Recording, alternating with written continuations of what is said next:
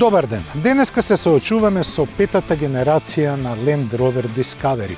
Возило кое воопшто не е ново на пазарот, впрочем, ова му е трета година на продажба и очекуваме благ редизајн.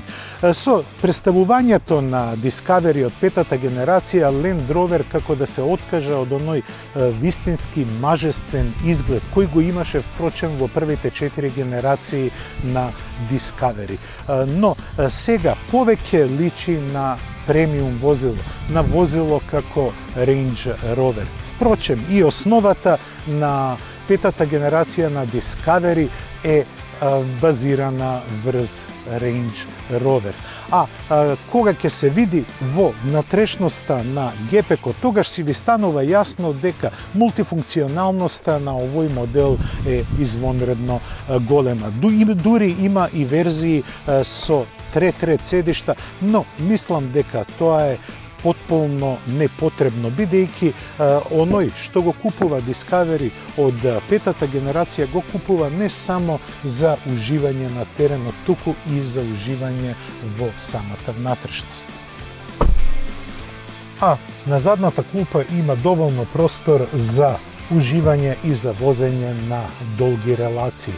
Простор на сите страни. Но впрочем, што може друго да се очекува од петата генерација на Discovery? На возачкото седиште не може ништо да ве разубеди дека се наоѓате во вистински Range Rover. Само името кое е напишано на воланот е Discovery, а не Range Rover, бидејќи целата внатрешност наликува на Range Rover. Погледнете ги материјалите. Имате племенито дрво, кожа, скриени ладици каде што можете да оставите потребни работи, па дури погледнете и централната конзола може да се отвори за да се остават некои помали дребулии.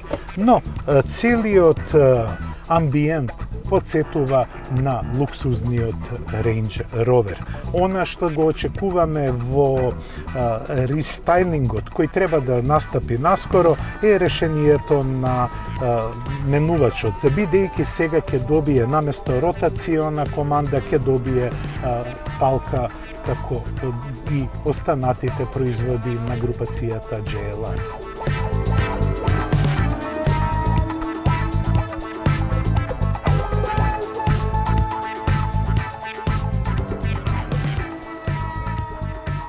И зад управувачот на Discovery нема изненадување. Зошто? Затоа што е направен да биде како летечки килим. Воздушно подпирање кое ги амортизира сите нерамнини на патот е извонредно, а управливоста е на завидно ниво. Посебно ако се земе во предвид дека Discovery од петата генерација подолг од 5 метра, потежок од 2,5 тона и не е баш многу лесно така гломазни возила да се манипулираат на теренот. Но тука е силината на Discovery од петата генерација.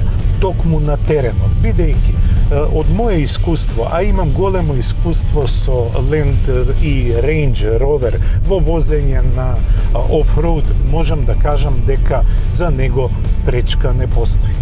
На денешниот терен што го возиме, не можам да кажам дека има некоја возбуда. Напротив, се е едноставно и се поминува онака како што би замислиле дека една супериорна теренска машина може да направи. Петата генерација на Land Rover Discovery ви овозможува огромна автономија и слобода на возење на терен. Со него имате 5 модуси на возење и плюс подигнување на пневматската суспензија, како и блокада на диференцијалите. Но на теренот на кого ние го возиме, тоа е апсолутно непотребно, бидејќи сите овие пречки што ги гледате ги поминува во модот на возење наречен нормал. Дури и оние поголеми и пострмни нагиби многу лесно ги форсира. Впрочем, петата генерација на Discovery ја дели основата од супериорниот Range Rover. Па затоа за него како да не постојат пречки на теренот. Но, како што реков, ова не е терен со кого можете да го предизвикате Discovery до неговите крајни можности. Она што ми се допаѓа во него е престојот. Без оглед дали се наоѓате на асфалт, макадам или пак на офроуд, удобноста е супериорна. Исто така и управливоста, бидејќи, како што реков, не е лесно да се прецизно да се управува 2,5 тони тешка машина која, рака на срце, има перманентен погон на сите тркала и не може да ве остави во незавидна позиција. Она што многу ми се свиѓа кај тестираниот модел е неговиот мотор. Опремен е со вистинскиот V6 3-литерски турбодизел кој развива 306 коњски сили. Сосема доволни, бргу да се наполни 8-степениот менувач и да може да се манипулира онака како што сака возачот. А електрониката не ви дозволува многу да збеснувате или да аздесувате, туку да уживате во возењето, како што јас сега и правам. Возам со брзина поголема од 70 км на час, а каросеријата спие. Силната страна на Discovery е што лесно, ама навистина лесно, можете да isforsирате било каков терен. Ние тоа нема да го направиме.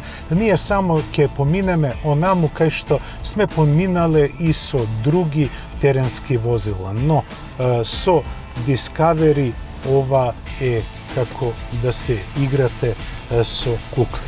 Навистина, с било кој ниспон не може да ја поремети стабилноста и тракцијата, а можете да поминете буквално каде сакате. Немојте да ве понесе еланот и да се обидете да ги предизвикате законите на физиката. Тоа не би било најдобро ниту за вас, ниту за возилото. Што да се каже за петата генерација на Discovery? Јас сум прилично конзервативен кога зборуваме за изгледот.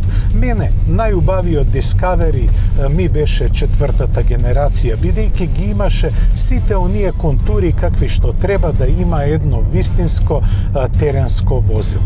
Кога прв пат го видов Discovery 5, бев помалку разочаран, бидејќи доби малку женствени, малку нежни облини кои повеќе кореспондира со градска средина, а не со терен.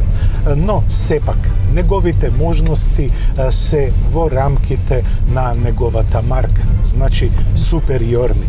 Иако делува малку Range Roverски, иако тој има манири на едно луксузно возило, како и опременост, сепак Discovery од петата генерација остана вистинска теренска машина, која многу лесно можете да ја трансформирате во луксузна лимузина на асфалтот.